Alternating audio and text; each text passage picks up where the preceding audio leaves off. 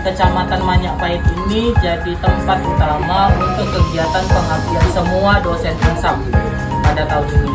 Mungkin kami di Desa Pahlawan, teman-teman yang lain ada yang di Desa Lumpur atau desa-desa yang lainnya.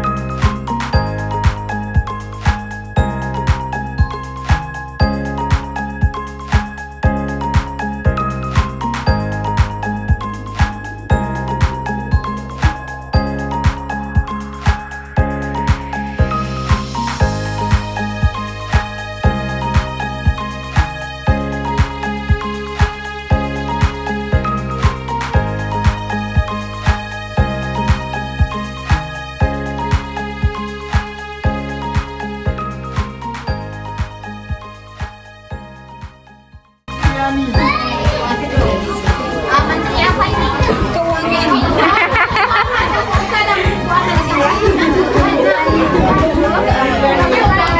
Yang ketiga, malu zona no. Rizka Fikri. Aku.